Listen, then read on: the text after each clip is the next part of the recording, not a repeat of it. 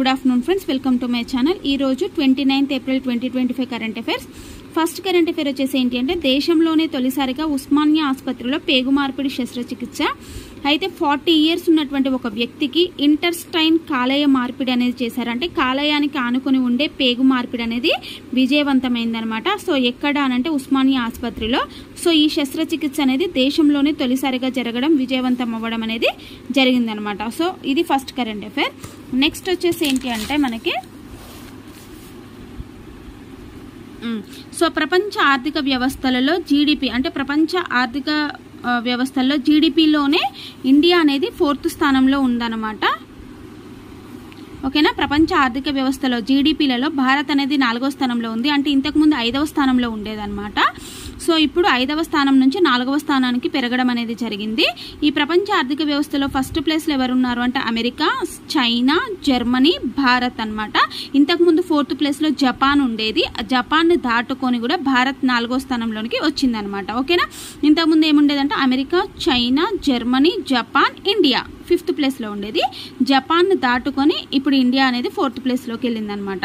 అది second current affair. Third current affair వచ్చేసి ఏంటి అని అంటే మనకి భారత్కి రఫేల్ ఎం జెట్లు అనమాట. ఓకేనా. సో అంటే ఇండియాకి రఫేల్ ఎం జెట్లు ఇవ్వడానికి ఫ్రాన్స్ తోటి ఒప్పందం చేసుకోవడం జరిగింది. మొత్తం 26 యుద్ధ విమానాలు కొనుగోలు చేయడం కోసం ఫ్రాన్స్తో ఒప్పందం చేసుకున్నారు. భారత్, ఫ్రాన్స్ మధ్య మొత్తం 64,000 కోట్లతో ఈ ఒప్పందం అనేది జరిగింది. ఈ 26 రఫేల్ ఎం అంటే ఏంటంటే మెరైన్ అనమాట. 26 రఫేల్ మెరైన్ జెట్లలో 22 వచ్చేసి సింగిల్ సీటర్ ఫైటర్లు అనమాట. 4 వచ్చేసి 2 సీటర్ ట్రైనర్ వర్షన్కి చెందినవి. అయితే ఈ రఫేల్ ఎం జెట్ విమానాలు ఉన్నాయి కదా, ఈ యుద్ధ విమానాలని ఎక్కడ మోహరించనున్నారు అంటే ఐఎన్ఎస్ విక్రాంత్ మరియు ఐఎన్ఎస్ విక్రమాదిత్య, ఈ రెండిటిపై కూడా వీటిని మోహరించడం అనేది జరుగుతుంది అనమాట.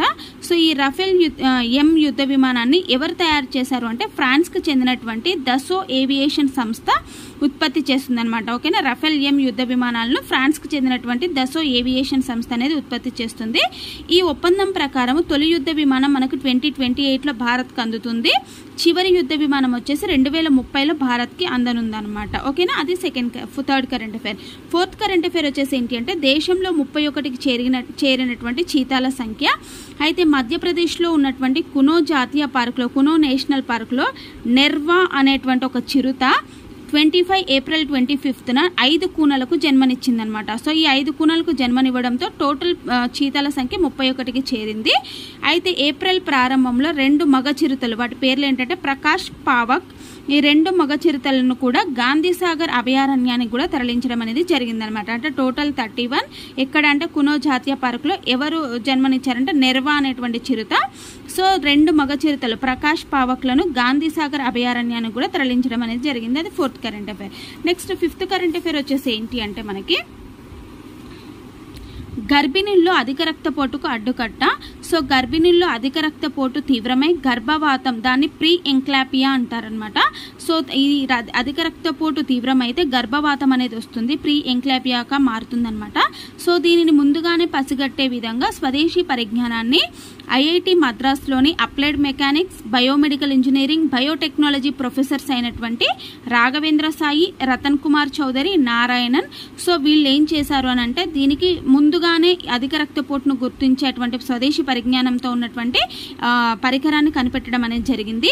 అయితే గర్భిణుల్లో ప్రీ ఎంక్లోపియా నిర్ధారణ కోసం యాంజియోనిక్ బ్లడ్ మార్కర్గా ప్లాజెంటల్ గ్రోత్ ఫ్యాక్టర్ పనిచేస్తుంది అనమాట. అంటే సో ఈ ప్రీ ఎంక్లోపియా నిర్ధారించడం కోసం యాంజియోనిక్ బ్లడ్ మార్కర్గా, అంటే ఇది ఒక టెస్ట్ ఎక్విప్మెంట్ అనమాట. సో ఈ యాంజియోనిక్ బ్లడ్ మార్కర్గా ప్లాజెంటల్ గ్రోత్ ఫ్యాక్టర్ అనేది పనిచేస్తుంది అనమాట.